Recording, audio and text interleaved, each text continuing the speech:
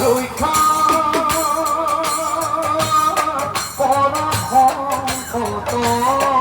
কৰা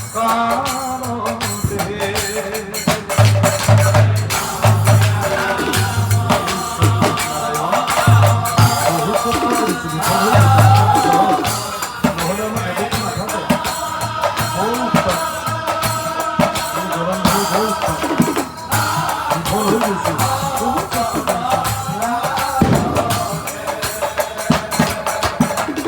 কোনো পথে চৰণ ধৰ প্ৰভু নিধন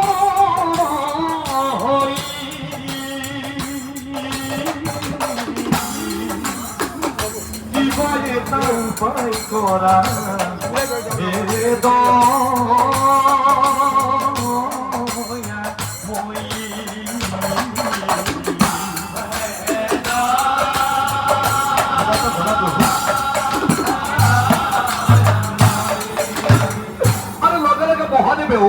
দেৱগণৰ লগত খুৰত খুৰি মিলাই কৈ দিলে অ প্ৰভু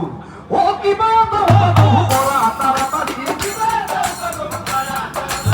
নহলে জনম ধৰা নাযায় যে মৰি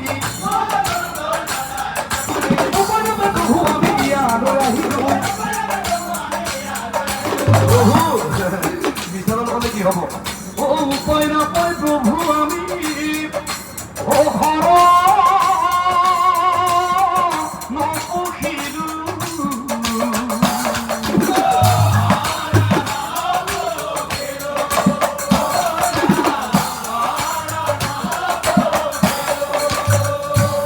মহাদেৱৰ আঁতৰ বাণী শুনি ঈশ্বৰ পুৰুষ নাৰায়ণে হাঁহিলে আৰু ক'লে হে দেৱাদিদেৱ মহাদেৱ উপায় নাপায় প্ৰভু আমি ইয়ালৈ আহিলো বুলি যে তুমি ক'লা তুমিয়েই জানো সেই বীৰভদ্ৰ অসুৰক বৰ প্ৰদান কৰা নাছিলা যে কোনো স্থানে কোনো কালে তোমাৰ নহৈব মৰণ আজিৰ পৰা তোমাৰ নাম হওক জনন্ধৰ বুলি তুমিয়েই বৰ প্ৰদান কৰিছিলা দেৱাদিদেৱ মহাদেৱ ঘৰৰ পাছত কুৱা খান্দি তুমি জখিনী জপাই লোৱাৰ দৰে হোৱা নাই নে শুনা দেৱগণ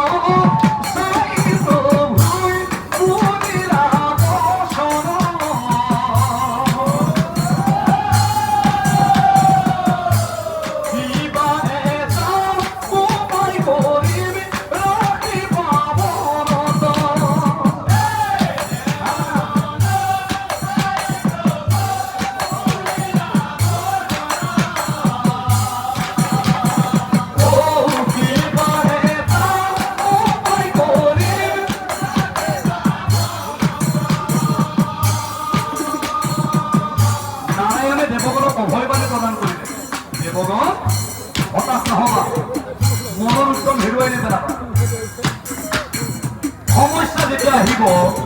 সমাধান থাকিব আৰু সেইকাৰণে যিকোনো মুহূৰ্ততে তুমি কোনো সিদ্ধান্ত নল'বা আজি তোমাৰ মনটো খুব আনন্দ লাগি আছে তুমি কোনো সিদ্ধান্ত নল'বা আকৌ আজি তোমাৰ মনটো খুব দুখ লাগি আছে খং উঠি আছে ধাম্বিত হৈ আছা তেতিয়াও তুমি কোনো সিদ্ধান্ত নল'বা কিয়নো কেন্ধাল যিমানে গভীৰ হৈ আহিব প্ৰভাতী পুৰুষ কিমান সোনকালে উদয় হ'ব চিন্তা নাহি প্ৰয়োজিত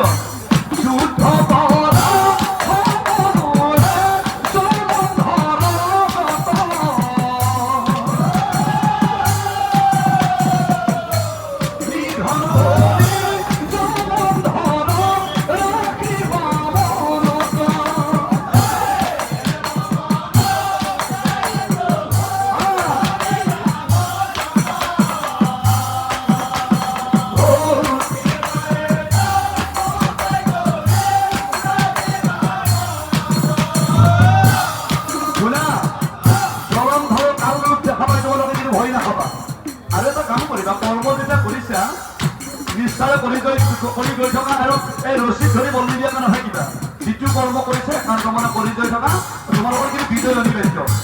যুদ্ধৰ